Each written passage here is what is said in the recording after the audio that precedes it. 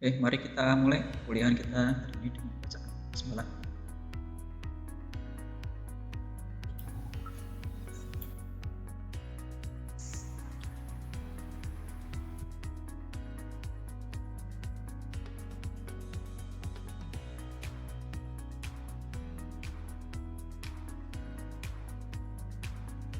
Materi saya sudah disimak tadi nggih?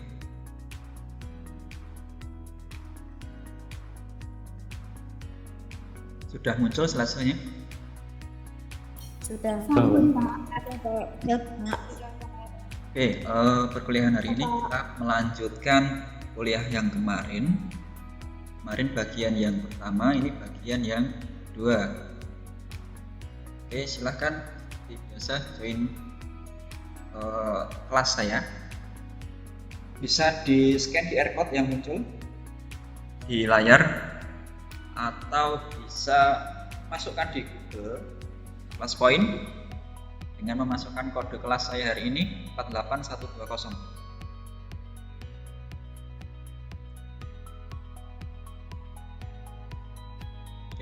Udah ada yang join: Fitriana, Putri Apriana, Paramastri, Fabiani Nur, Nora, Rahmani, Diana, Melinda Putri, Nabila,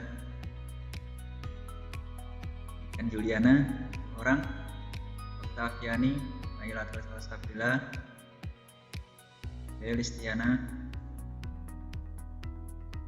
13 orang yang join, 14, Nur Anissa, Nusa Geni, Nila Karunia,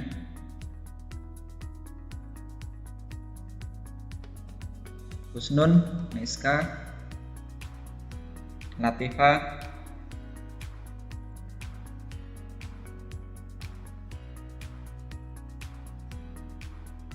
Karisma, Fajar sudah join, Hafiz. Total kelasnya berapa orang? 40 berapa? 43, Pak. 43, Pak. Masih 20 orang yang belum join.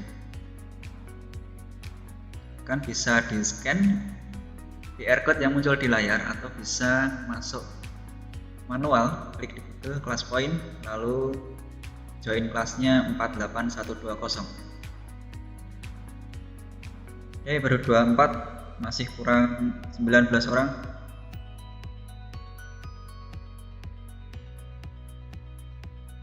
Saya lanjutkan sambil menunggu yang lain. Masih kurang 18. Tadi sudah saya sampaikan penjelasan dari saya terkait materi yang kedua. Selanjutnya kita ke sesi diskusi ya. Tadi sudah jam 7 sampai jam 8 tadi menyimak materi dari saya. Lalu untuk yang sekarang, silahkan dituliskan pertanyaan terkait materi. Kalau sudah menyimak, pasti ada pertanyaan. Kalau tidak ada pertanyaan, nanti saya tanya ada pertanyaan dari saya nih. Ada kuis dari saya. Baru 26 orang yang join. Silahkan, Fitri, Putri, Paramastri, Octaviani, Nora, Rahmani, Diana, Melinda, Nabila, Niken, Taviani, Lailatul, Listiana, Nur Anissa. Pak, mohon maaf, tadi kodenya apa ya? Kode kelasnya 48120.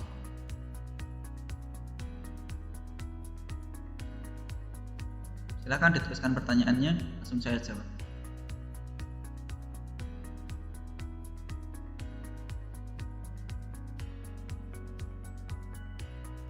Sudah ada pertanyaan dari Nila Karunia Putri. Pak, mau bertanya, alopecia areata disebabkan karena apa ya, dan dapatkah bisa? Alopecia areata ini kerontokan rambut ya. Ini kerontokan rambut bisa tiba-tiba, bisa karena usia, bisa karena proses pengobatannya. Kalau proses usia itu ya tidak bisa kembali seperti sebelumnya ya, karena kan usia ya, karena semakin bertambahnya usia nanti ada Bisa juga karena proses pengobatan. Kalau proses pengobatan itu nanti ketika pengobatannya sembuh, misalnya kemoterapi ya, kemoterapi itu kan itu membunuh sel-sel membunuh sel ya. Nah, sel-sel sehat itu juga ikut terbunuh. Nah, itu salah satunya menyebabkan kerontokan rambut. Nanti ketika pengobatannya sudah berhenti, seiring berjalannya waktu akan kembali seperti ini. Oke, pengobatannya juga bisa dengan steroid ya. Steroid itu antiinflamasi, vasodilator, antiinflamasi, dan obat-obatan. Rambut rontok dan gatal jalannya.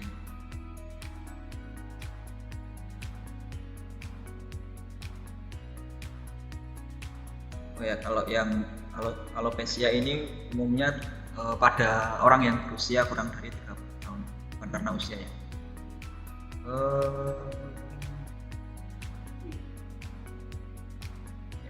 Penyebabnya ini karena sistem imun, di permasalahan pada sistem imun. Untuk pengobatannya anti obat-obatan steroid yang mengurangi inflamasi.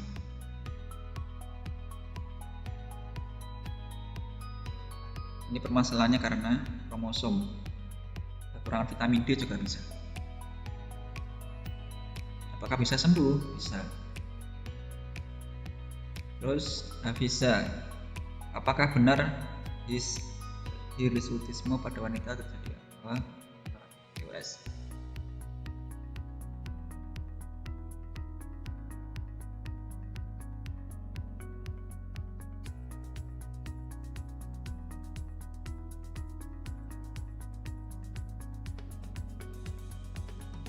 Ini karena hormon ya, kelebihan hormon androgen.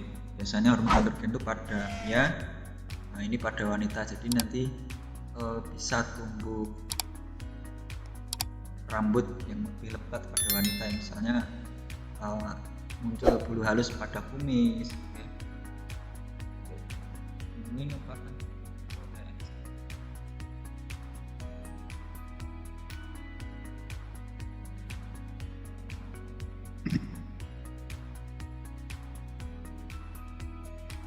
PCOS juga karena hormon ya, tapi itu lebih ke ovariumnya.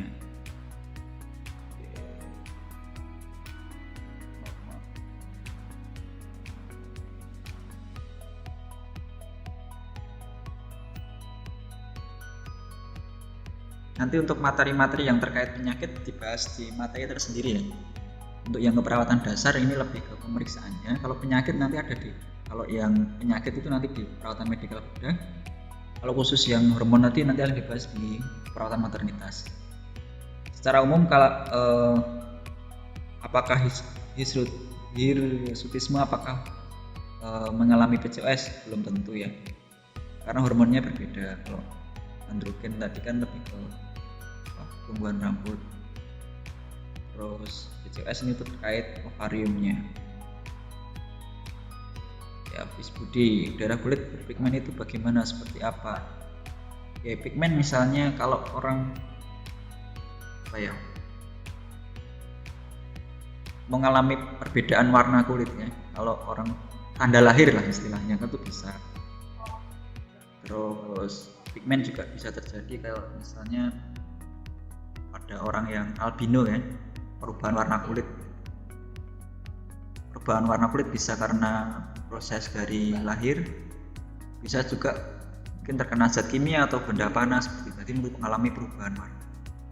Iya, nah yang dimaksud dengan peningkatan bilirubin indirect dalam darah itu contohnya pada pasien anak, itu pada pasien dengan prematur bisa jadi berwarna kuning gitu ya, itu ada perubahan bilirubinnya, jadi berlebih gitu dalam darah, sehingga menyebabkan kulit itu berwarna kekuningan.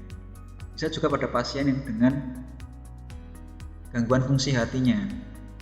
Di hati kan sebagai produksi untuk bilirubinnya ya. Apabila mengalami gangguan, bilirubinnya bisa berlebih hingga di kulit itu akan kulit cenderung berwarna kuning. Misalnya pada pasien dengan hepatitis ya, penyakit hati. beda ini ya, penyakit hati yang hepatitis ya, bukan sakit hati karena yang lain gitu ya. Oke, indirect ini nanti mata kuliah KMB juga ada hepatitis. Terus Listiana, izin bertanya dalam bentuk kepala bentuk awalan. Oke, bentuk kepala bisa karena proses kelahiran juga bisa ya, misalnya proses lahir yang lama, bisa karena apa ya, pakai vakum gitu loh, bisa, atau juga bisa karena posisi tidur bayi. Posisi tidur bayi kan secara berkala kan miring kanan, miring kiri ya, tidak dalam posisi tertentu terus, itu akan menyebabkan perubahan bentuk kepala. Selain itu juga kondisi hidrosefalus juga bisa menyebabkan perubahan. Sever itu parah ya. Tadi ada contoh gambarnya, ringan, sedang, berat. Bentuk kepala juga bisa mempengaruhi volume otak juga ya. Terus Nabila, di sekitar perutnya kenapa ada warna coklat melingkari?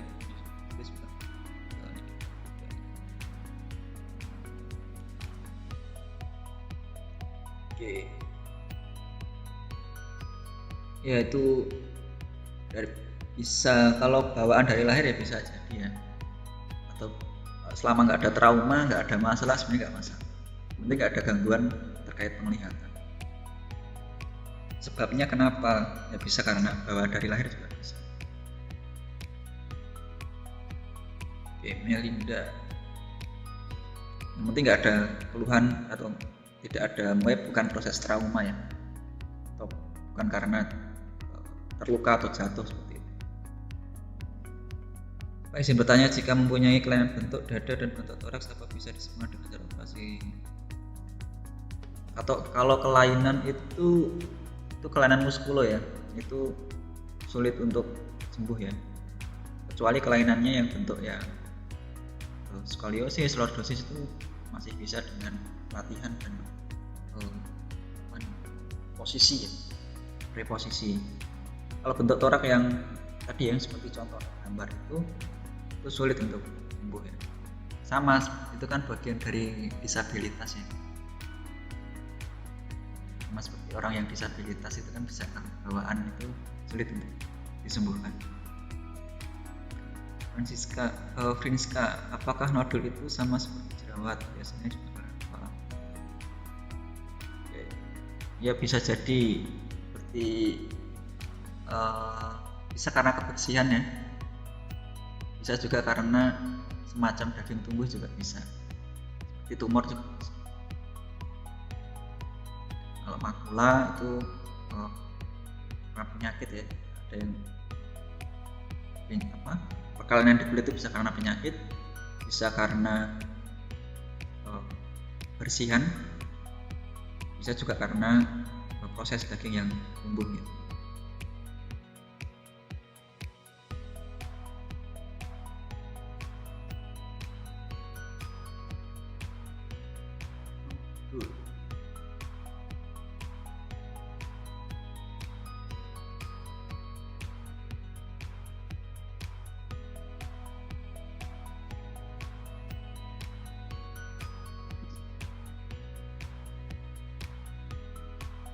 Miska, apakah nodul itu termasuk jerawat? Ya, nodul kalau di wajah bisa ya, bisa juga nodul yang di tiroid juga bisa. Kalau di wajah ya hampir sama kayak jerawat atau akne ya istilahnya. Ya permasalahannya bisa karena kebersihan, bisa karena alergi juga bisa. Karena ada orang yang alergi, mungkin alergi protein ya, telur, mungkin seafood. Pengobatannya ya selain antihistamin atau antiinflamasi, bisa juga dengan menghindari dari alergen tersebut.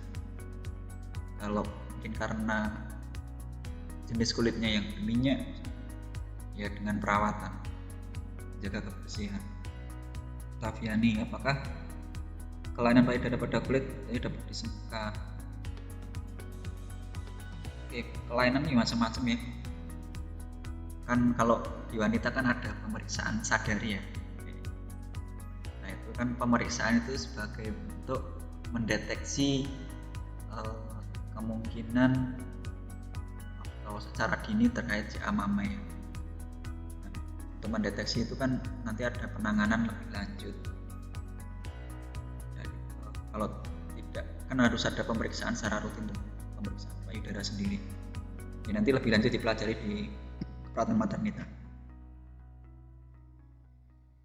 Tergantung permasalahannya ke kulit terkait ada benjolan atau mungkin seperti apa gitu.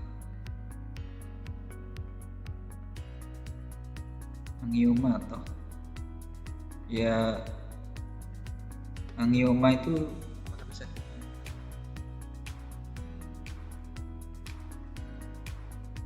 ya akan dihilangkan pun akan menimbulkan bekas, tetap menimbulkan bekas. Mungkin bisa pakai teknologi yang sekarang kayak laser itu akan menimbulkan bekas. Misalnya mungkin ditutupi atau disamarkan ya, tidak dihilang. Laila tuh Pak izin bertanya tadi maksud reels itu hilang dengan ya reels itu kan karena ini ya secara normal kan respon tubuh ketika ada bakteri atau kuman itu kan memproduksi sputum atau lendir ya. Ketika bakteri atau alergennya sudah kurang nanti akan hilang ya, sama seperti batuk berdahak. Ketika batuknya sembuh kan dahaknya akan hilang. Bisa juga dikeluarkan melalui batuk, bisa juga kalau dengan obat mukolitik terpecah masuk ke saluran pencernaan. Fitri tanya tumbuhnya bintik milia di mata itu apa? Bintik milia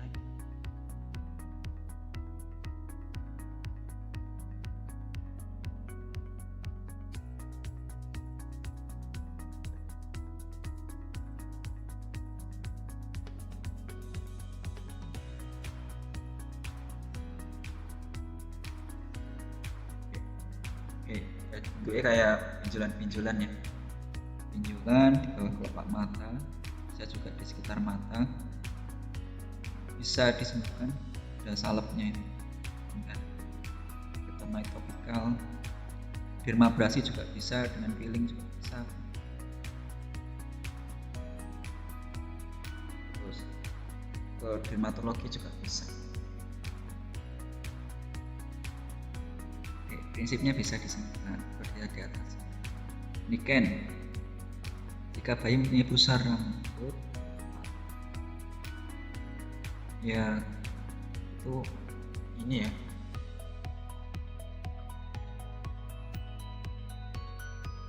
faktornya apa ya? Bawaan lahir ya. Kalau istilah Jawanya apa ya? Wiyang-wiyang.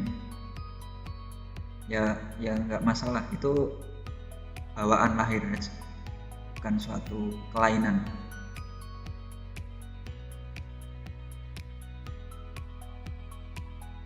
Genetik ya, jadi pengaruh genetis. Ketika angioma tanda lahir apakah bisa dihilangkan? Tidak berbahaya ya, tanda lahir itu hanya pigmentasi aja, tidak berbahaya, bisa dihilangkan ya dengan teknologi dermatologi tadi, bisa disamarkan ya.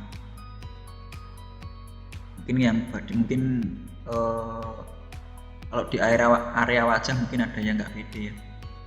Kalau di area yang tertutup mungkin tidak hilang. Kalau di area wajah mungkin apalagi wanita mungkin menyebabkan kepercayaan dirinya berpengaruh, bisa konsultasi ke dermatologis. Oke. Nanti saya lanjutkan ya untuk pertanyaan, apabila masih ada nanti silakan di grup WA atau nanti bisa secara langsung di akhir. Oke, saya lanjutkan ke kuis. Masih kurang berapa orang ya? 6 orang ya? 5 orang. Bisa di Zainal bisa dihubungi yang belum join. Baru 38 orang yang join di kelas poin. Oke, karena ada soal ya, ada kuis dari saya untuk penilaian dari saya. Oke, silahkan, ada 7 soal dari saya, pilihan ganda semua, silahkan dijawab masing-masing soal 1 menit. Soal yang pertama, pemeriksaan dengan yang ada di gambar, pemeriksaan yang muncul dengan cara mengetuk ya, ini pemeriksaan dinamakan palpasi, inspeksi, auskultasi. 9 orang yang sudah menjawab. Yang belum join, silahkan dihubungi karena ada penilaian dari saya. 20 detik lagi, masing-masing soal 1 menit, sebagai gambaran untuk nanti UTS menggunakan assessment. Terus masing-masing soal 1 menit ya, untuk membiasakan ketika nanti uji kompetensi pun juga seperti itu. Oke, saya close. Oke, jadi yang muncul pada gambar itu dinamakan perkusi ya, pemeriksaan fisik dengan cara 22 orang menjawab benar, 7 orang menjawab palpasi, 1 orang menjawab inspeksi, 1 orang menjawab auskultasi.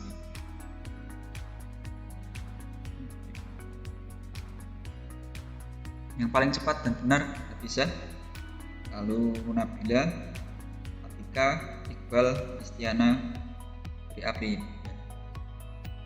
Oke, saya next. Insert.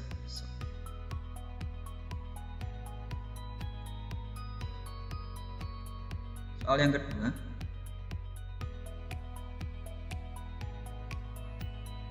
pemeriksaan suhu yang bukan termasuk hal-hal yang harus diperhatikan saat pemeriksaan suhu. Apakah termometer harus dalam keadaan 0? Apakah cara menurunkan suhu harus dengan cara hati? Apakah penggunaan termometer untuk setiap tempat tidak dipisahkan alatnya? Apakah pembacaan termometer harus di tempat yang cukup cahaya? Apakah fungsi termometer harus menghadap keluar untuk arah yang terpecah?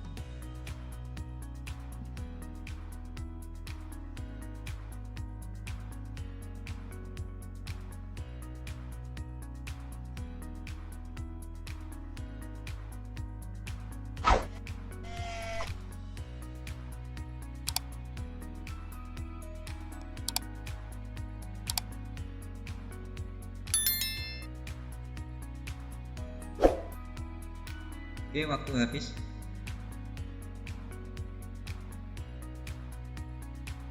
Oke, jawaban yang benar C ya. Jadi untuk penggunaan termometer untuk tempat yang berbeda itu dipisahkan. Kan tidak mungkin tuh habis termometer telah digunakan untuk di dubur atau anal digunakan untuk di mulut gitu.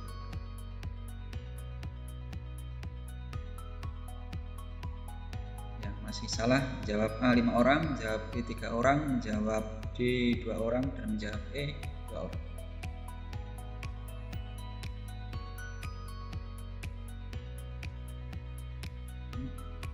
Latifa yang paling cepat. Oke, selanjutnya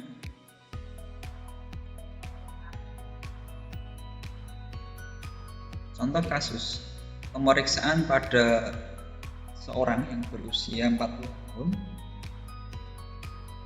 dapatkan tekanan darahnya 140/80 mm, nadinya 108 kali per menit, pernapasannya 26 kali per menit, dan suhu tubuhnya 37 derajat Celcius.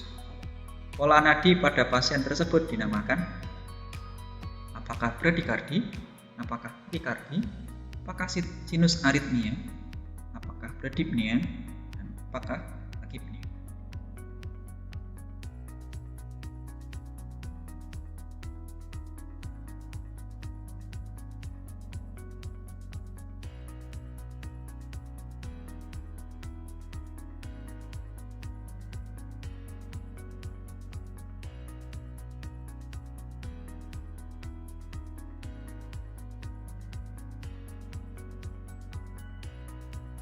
Oke, waktu habis. Oke, jawaban yang benar adalah takikardi. Jadi pada nadi normalnya pada orang dewasa pada usia 60 tahun ya, itu 60 sampai 100. Kalau kurang dari 60 dinamakan bradikardi. Kalau lebih dari 100 dinamakan takikardi. Masih ada yang salah? Yang jawab A 4 orang, jawab C 4 orang, jawab D 4 orang, dan jawab E 4 orang. Yang paling cepat dan tepat adalah Nabila. Saya lanjutkan untuk soal selanjutnya. Contoh kasus lagi. Hasil pemeriksaan pada usia 40 tahun, tekanan darahnya didapatkan 140/80, nadinya 108 kali per menit, pernapasannya 30 kali per menit, tubuhnya 37 derajat Celcius. Pola pernapasan pada pasien tersebut dinamakan apakah bradikardi, apakah takikardi, apakah sinus aritmia.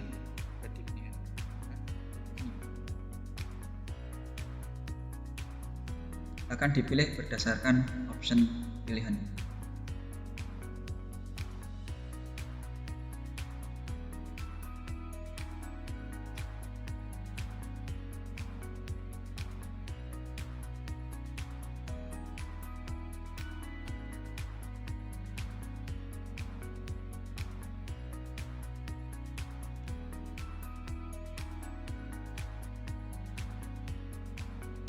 Oke, habis. Jawaban yang benar adalah kimia ya. Masih ada yang salah 2 orang. Jawab A, 4 orang jawab B, 1 orang jawab C, dan 10 orang jawab D. Benar menjawab adalah 20 orang. Jadi kalau nadi ya, bradikardi atau takikardi. Kalau pernafasan bradipnea atau kalau bradi itu kurang dari nilai normal, kalau taki itu lebih dari nilai normalnya ya, untuk nadi dan pernafasan. Oke, yang benar dan tercepat Nabila tadi ya. Oke. Lanjut ke soal berikutnya.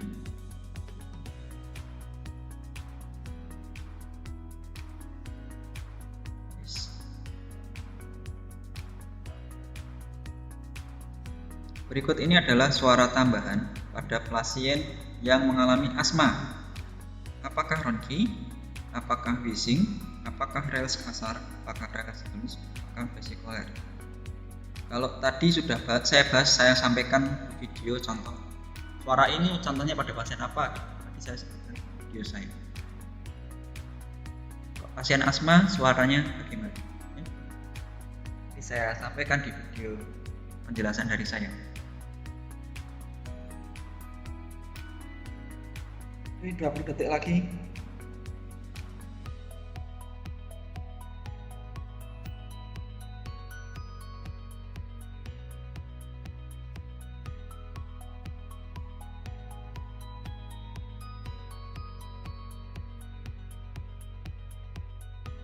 Waktu habis. Jawabannya wheezing ya. Wheezing itu atau mengi ya.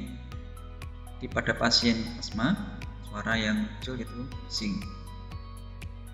Kalau ronki biasanya pada pasien yang mengalami penumpukan sekret, jadi suaranya grok-grok. Vesikuler suara normal. Kalau rels itu ada di paru-paru. Kalau wheezing itu karena penyempitan jalan nafasnya atau di bronkusnya. Ada pasien asma namanya penyempit ya, sekarang alergi, suaranya wheezing.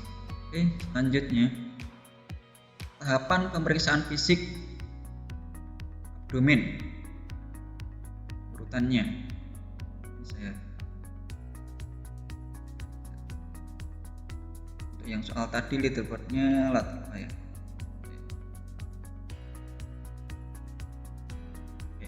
Tahapan pemeriksaan fisik abdomen. Apakah option A, inspeksi, palpasi, perfusi, dan auskultasi? Apakah option B, inspeksi, perfusi, palpasi, dan auskultasi? Apakah inspeksi dan palpasi saja? Apakah inspeksi, auskultasi, baru perfusi? Apakah inspeksi, auskultasi, palpasi, dan baru perfusi? 30 detik lagi. Urutan pemeriksaan fisik.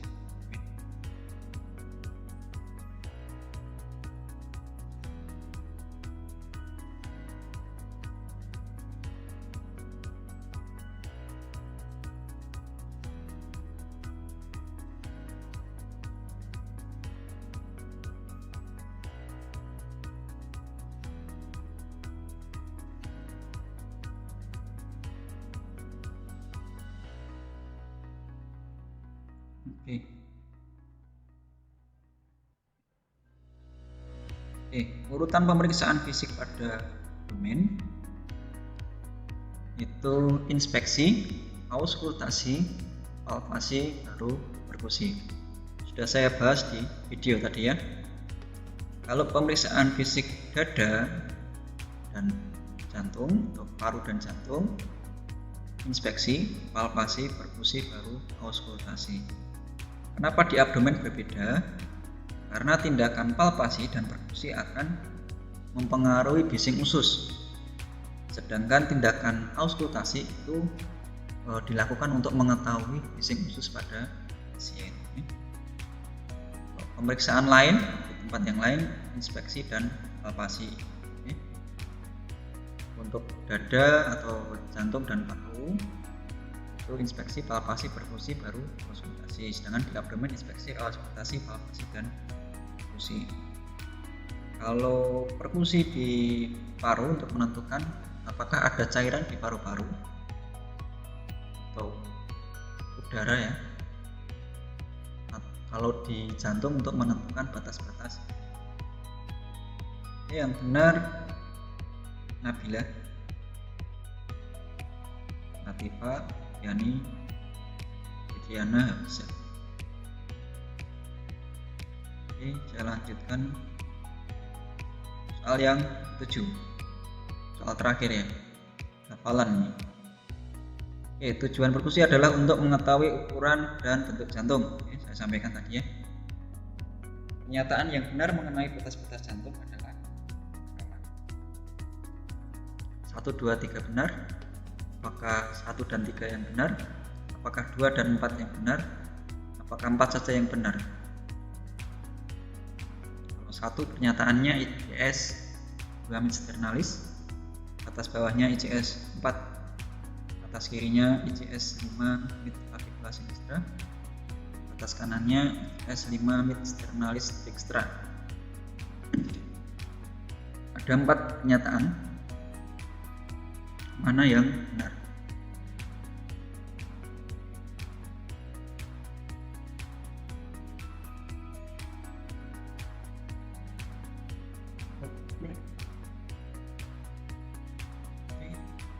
Sudah habis.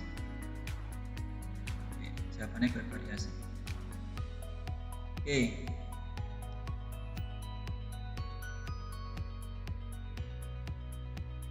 Jawaban 1 dan 3 yang benar. Atas bawah itu ICS 5. Atas kanan ICS 4 mid sternalis dextra.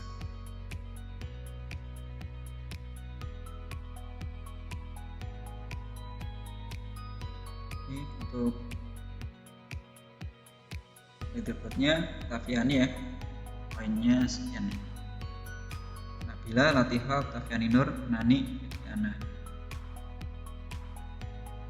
Dari 7 soal tadi, Tafiani menjawab 6 pertanyaan, terus salah 2 ya. Terus Nabila menjawab 5, benar semua. Latifa menjawab 7, salah 2. Ini yang lain.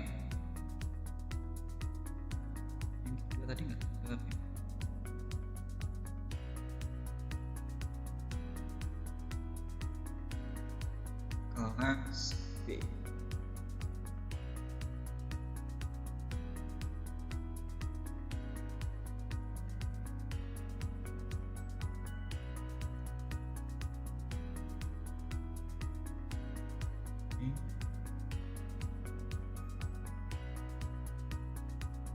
Oke, silakan berikan masukan terkait perkuliahan hari ini. Oke, ini ada kuis 7 soal ya.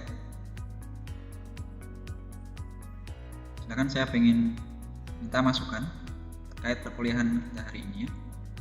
Akan dituliskan satu kata aja, satu kata, tapi nanti silahkan tuliskan tiga masukan ya. Saya batasi maksimal satu orang mengisi 3. Silakan. Yang sudah ngisi siapa ini? Fitriana, Nila.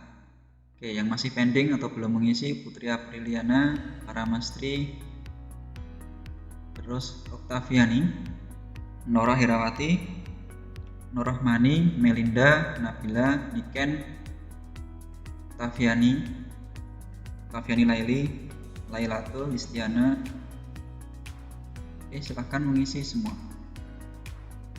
Orang bisa mengisi 3. Saya butuh masukan untuk terkait metode pembelajaran yang saya lakukan ya.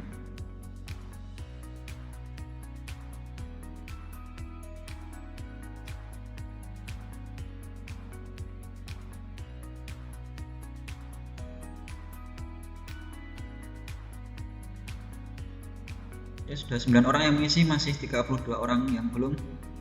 Laila Nurasiza, Linda, Galuh, Nabila Diva, Ida Suryani, Balsul. Iqbal ini ngisi 2 ya, akun 2. Hafizah, Nabila Ayu, Noviana, Vidian, Hafiz Budi, Fajar, Afri. Paramastri belum isi, Putri Apriliana belum isi, Oktaviani Nur belum, Nora Herawati belum isi, Niken Yuliana belum isi, Oktaviani Laili belum isi, Husnul belum isi, Karisma Wahyu, Miska, Noviana Berlianti, Hafiz,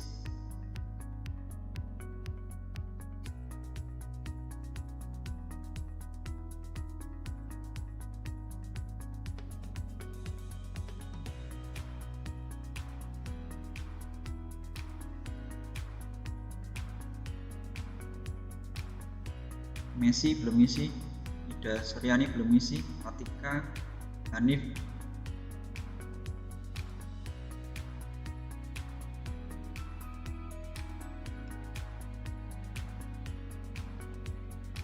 oke, terima kasih mengisi ya.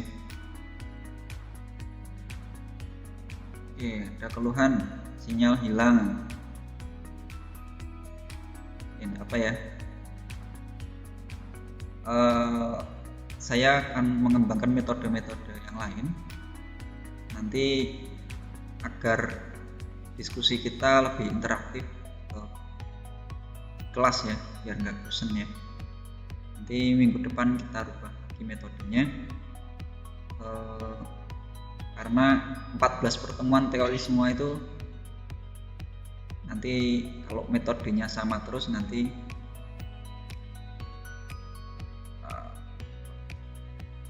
akan bosan gitu. Oke, terima kasih masukannya. Suaranya kurang jelas ya. Oke. Ini ada OTW juga ya. Siapa ini habisnya? Ya karena jam kuliahnya saya sampai jam 10 ya. Ini kalau kuliah offline kan juga 3 jam ya. Karena kuliahnya belum bisa ke kampus, kita kuliahnya pakai Google Meet ya. Oke, terima kasih. Saya close submission ya. Oke.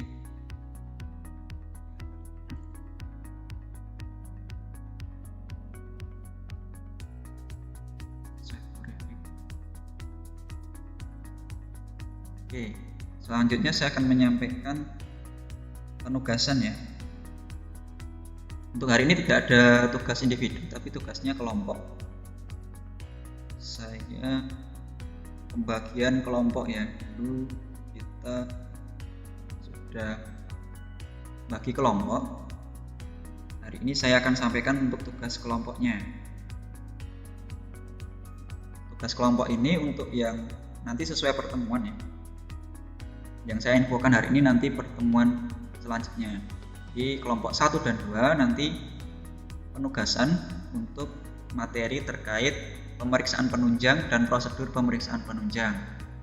Kelompok 3 nanti penugasannya untuk materi pengendalian infeksi dan patient safety, khususnya untuk pemakaian APD. Kelompok keempat nanti terkait konsep kehilangan dan berduka, teori Kubler-Ross, serta perawatan jenazah. Kelompok 5 dan kelompok 6 nanti untuk penugasan perawatan luka. Lalu kelompok 7 dan 8 nanti konsep pemberian obat. Bisa di screenshot untuk pembagian kelompoknya, pembagian tugasnya.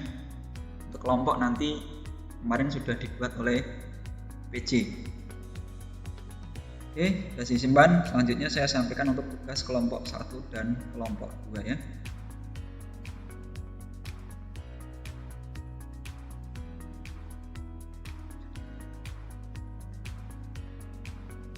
Oke, tugas kelompok 1 dan kelompok 2. Kelompok 1 ini nanti kelompok 1 dan 2 membuat makalah dan PowerPoint untuk dipresentasikan di pertemuan selanjutnya. Disiapkan makalahnya dan PowerPoint-nya, silahkan dibuat semenarik mungkin. Lalu di masing-masing PPT nanti silahkan dibuat kuis atau soal. Masing-masing kelompok membuat 5 soal saja. Nanti waktu presentasi kita gunakan untuk diskusi dan tanya jawab terkait materi. Jadi silahkan buat pertanyaan beserta jawabannya nanti dikirimkan ke saya. Tolong yang lain jangan diberitahu dulu pertanyaannya, biar kelompok saja yang tahu. Nanti silahkan buat pertanyaannya sesuai materi yang disampaikan. Silahkan, soalnya bisa bervariasi, bisa sulit, bisa mudah gitu ya. Nanti soal yang terpilih saya gunakan sebagian, tidak semua. Kalau memang bisa digunakan untuk UTS, saya gunakan untuk UTS. Jadi soal yang kita gunakan untuk UTS itu teman-teman sudah pelajari semuanya ya, sudah tahu semua. Jadi untuk mengevaluasi apakah selama perkuliahan itu sudah memahami materi yang disampaikan ya. Jadi insya Allah untuk soal-soal yang keluar tidak jauh berbeda dengan soal-soal yang diberikan, cuma paling dirubah angka-angkanya saja. Kelompok 1 nanti pengertian dan pemeriksaan laboratorium, tujuan pemeriksaan laboratorium, hal yang harus diperhatikan. Lalu bisa diperinci lagi pemeriksaannya, pemeriksaan darah nanti diperinci, ada kimia klinik, ada darah rutin, ada elektrolit gitu ya. Silahkan tujuannya untuk apa, terus persiapan pada pasien bagaimana, apa yang harus disampaikan ke pasien. Lalu pemeriksaan urin, feses, putum. Untuk kelompok 2 ini pemeriksaan diagnostik, pengertian, tujuannya yang harus diperhatikan. Lalu pemeriksaan diagnostiknya apa aja? USG, Ronsen, pap smear, mamografi, endoskopi, kolonoskopi, CT scan, EKG dan EKG. Silahkan di screenshot untuk penugasannya. Kelompok 1 juga. Jadi nanti membuat makalah dan PPT. Di PPT tersebut disampaikan ada kuisnya juga sesuai materi yang disampaikan. Nanti presentasi masing-masing kelompok bisa di panel, lalu di akhir nanti diskusi. Oke, selanjutnya setelah penugasan kita cek presensi dulu ya.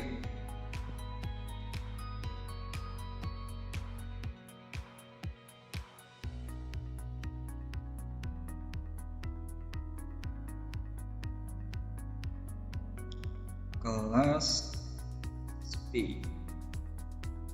Presensi kurang 3 orang, Iqbal, Nani, Noviana.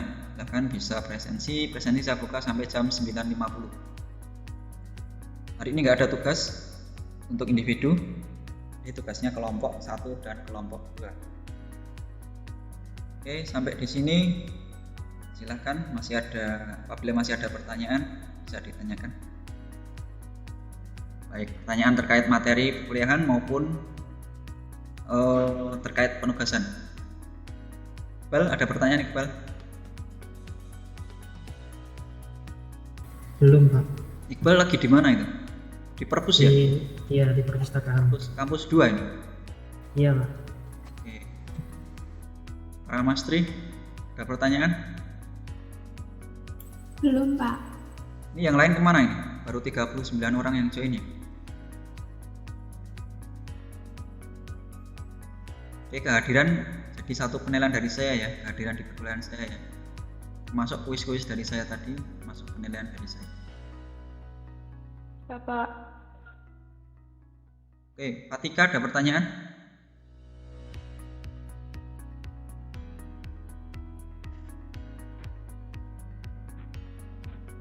Fatika? Belum, Pak. Hafiz ada nggak nih Hafiz?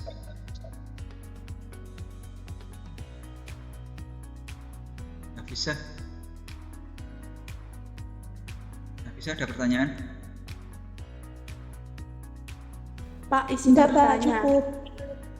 Oke, ya, yang tanya siapa tadi? Saya, Pak. Oke, Fitria. Untuk presentasi kelompok itu via apa, Pak? Nanti pakai Google Meet aja. Ya, Pak. Oke. Di presentasi masing-masing kelompok.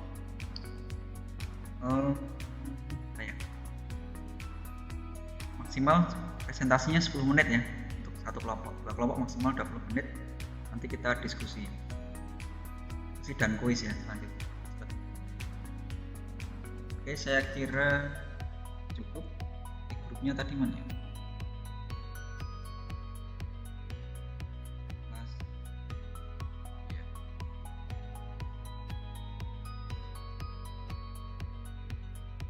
Silakan.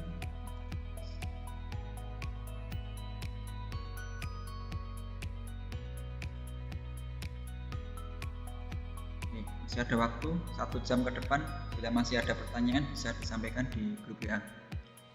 Ini saya record, ini yang belum ada nanti saya cek ya. Harusnya 44 yang join Meet, tapi baru 40 ini, termasuk saya, berarti ya baru 39. Apakah ada yang join bersama satu perangkat? Apakah di sini ada yang join perangkatnya sama? Tidak ada ya, berarti memang kurang 4 orang ya yang belum join Meet. Oke, terima kasih. Dari saya cukup sekian. Kalau belum ada pertanyaan, nanti kalau masih ada pertanyaan silahkan ditanyakan di grup. Apabila ada kurangnya saya mohon maaf. Bila ada benarnya itu datangnya dari Allah. Bila ada salahnya itu murni kesalahan dari saya, kekurangan dari saya. Mari kita akhiri perkuliahan hari ini dengan bacaan hamdalah. Alhamdulillah. Kita akhiri tapi bisa berlanjut di grup WA nih. Untuk Ya, Meet-nya saya. Pak. Terima kasih. Wassalamualaikum warahmatullahi wabarakatuh. Waalaikumsalam warahmatullahi wabarakatuh.